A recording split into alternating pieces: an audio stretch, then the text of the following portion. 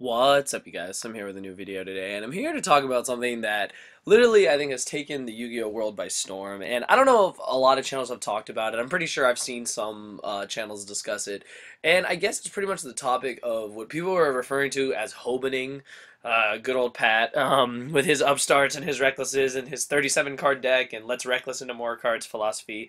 And I kind of just want to talk about that today. I want to talk about, how much has impacted the game and is it really, that good? I think like a lot of people are saying that he shouldn't have ran like Reckless Greed and Upstarts in Mermails and other decks like you don't need it. There's a lot of controversy, and I kind of just want to bring it to the light and just talk about that today. I thought it'd be kind of a fun video to do, so we're gonna kind of just talk about these cards. So these cards have been out forever. And I'm also going to talk about Cardcar D too, because it's starting to see a lot of popularity. But anyways, Upstart Goblin and Reckless Greed have been out for such a long time. And it was weird, people never played them. They were played back in the day in some builds of Teledad, I think, played it. Some builds of, I'm trying to remember what that deck was. There was a turbo deck going around that ran Upstart Goblin. I cannot remember for the life of me what it was, but I know they ran Upstart for sure. Maybe there were some versions of like D Hero Exodia and some other versions that ran Upstart Goblin, but these cards didn't really see a lot of popularity. They kind of fell by the wayside as new formats came out. And the first place I think a lot of people forget that these two cards came from, they really kind of originated for the newer formats, was in Dark World. Dark World ran these cards. Dark World Turbo ran these cards. Mike Balan, Claudio Kirchmere, all those players that played Dark World Turbo back when we had 3 tour guides in those previous formats, when we still had Reborn and Card Destruction. They ran 3 Upstarts and 3 Reckless Greeds. The reason being is that Dark World was a real combo deck. You just wanted to draw horror into everything, and then just kind of, just win because of it. You had so much advantage, so many pluses that, like, your opponent just couldn't keep up.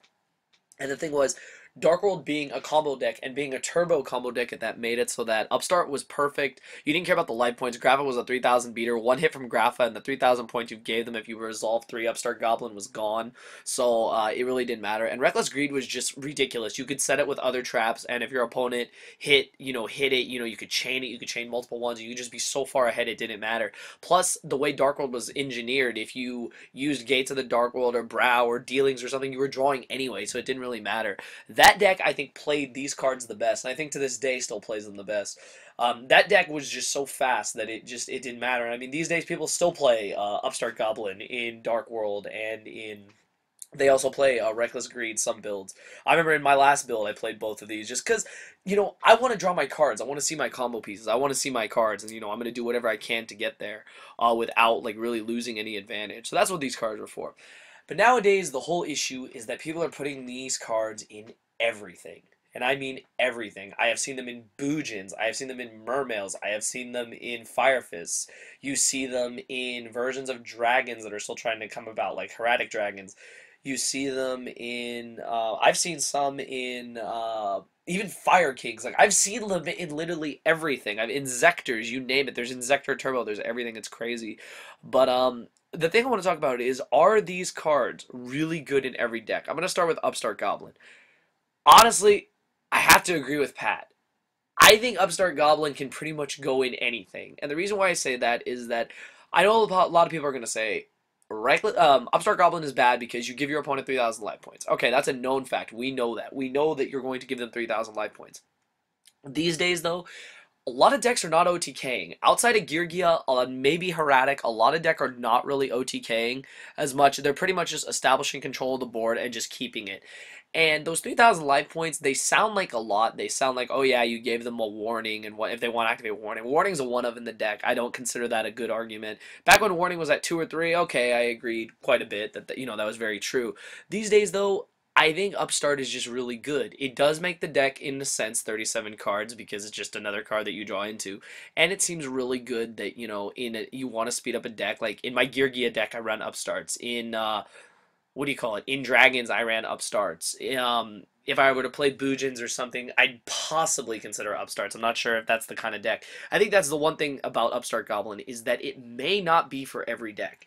It may not be for Mermail. Mermail is a combo deck, and a lot of decks are combo decks. I think in combo decks, Upstart does belong.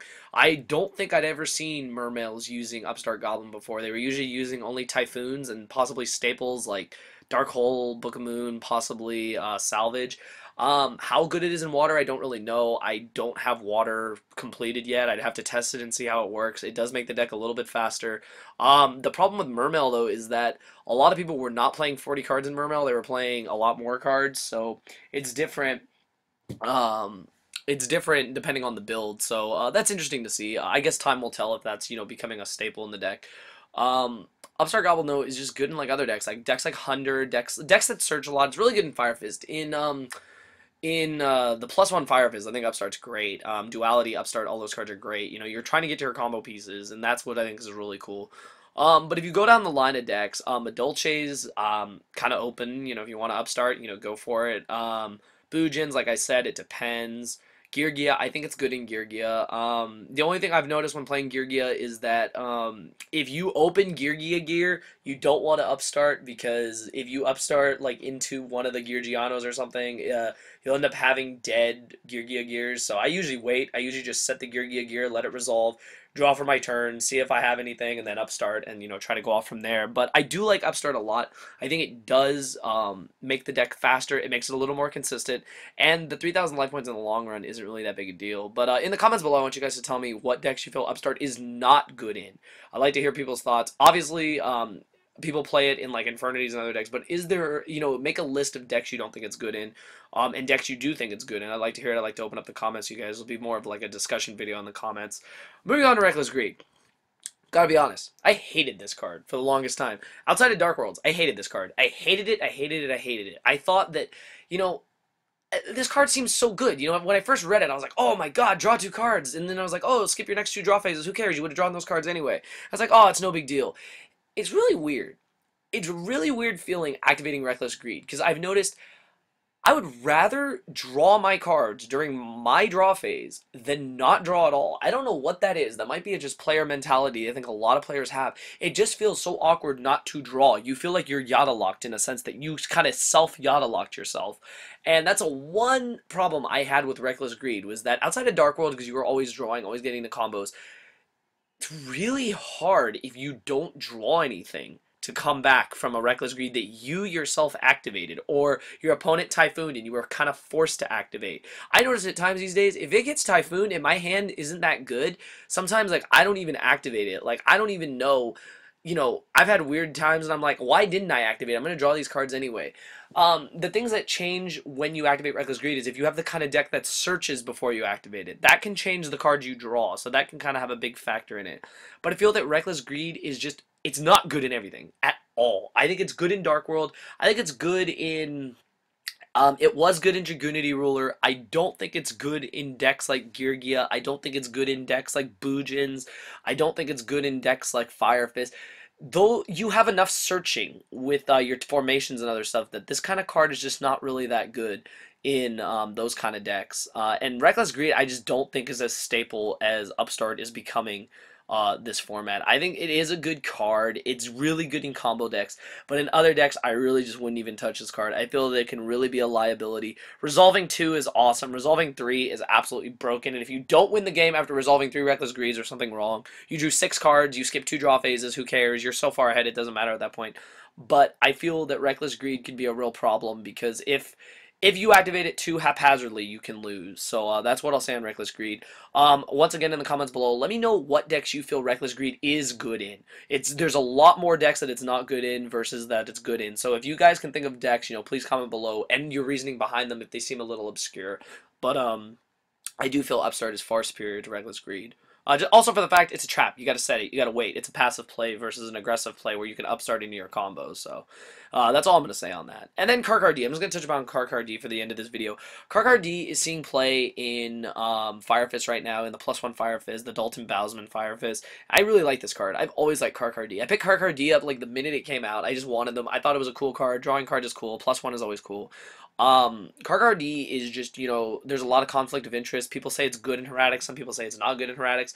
The thing with Cardcar D that you need to realize is that if you do play Cardcar D, it is a kind of passive play. play. You summon it, hopefully set some adequate back row, and then you just go to your end phase. You don't really have an initial start play. In decks like Heretics and decks that are trying to set up, it's good. I'd never see it played in water. Makes no sense. You have way better plays. In Fire Fist, it's good. You have Duality, you have Tenki, you have everything. You can Upstart Duality, Tenki, Cardcar, and just be so far ahead that you pretty much just win because of all that advantage. But I feel that Cardcar is just kind of one of those cards that you can play in some decks. Like I've seen people play it in Dolces. I've seen people play it in, like I mentioned, Heretics. It does usually go in Inzectors. Never seen it in Infernity. It would make no sense. But it's good in some of those like combo decks just to help speed up the deck. It was always played in Heroes. It made the deck a little more consistent. But once again, I'm not gonna make the whole video. I'm not gonna talk anymore about Cardcar D. It's just kind of one of those cards that's slowly starting to see more play, and maybe in time it'll be a card that's seen in almost every deck. But once again, in the comments below, let me know what you guys think. Is Cardcar D good in, what decks is Cardcar D good in, and why? So that's the whole video, you guys. It's just kind of to just bring a little attention to these cards, since Pat is so influential in this game. Upstart Hoban and the Reckless Hobans, and those are my thoughts on those cards. I have tried them. I've ran decks with all of them before. I ran Inzectors with all of them before. It's just really interesting to see how these cards, how making your deck thinner, drawing cards, making less than a 40 card deck is becoming a real norm in the game. And I just want to know what your guys' thoughts are on this. So that's all I'm gonna say on this video. Thumbs it up if you enjoyed it. Comment below with any videos you'd like to see from me. I'm starting to get a little more time to make videos, and I really want to get more on a regular uploading schedule. I've been kind of lazy. I admit it. Not too happy, to be honest, with my performance on YouTube. I gotta, step it up and bring back the Slim you guys really enjoyed. So really, really gonna try and do that. Kind of fighting a cold right now, but I'm gonna win because fuck colds. And I really want to bring back in the day and do some other really cool stuff that I used to do here on the channel. So let me know what you guys want to see in the comments below, and let me know your thoughts on this topic of 37 card deck, 34 card deck. Cardcar D will make it like a, I don't know, like a 28 card deck, something like that. Something crazy. Always less than 40 cards. But let me know what you guys think. Thumbs it up, and thank you for watching.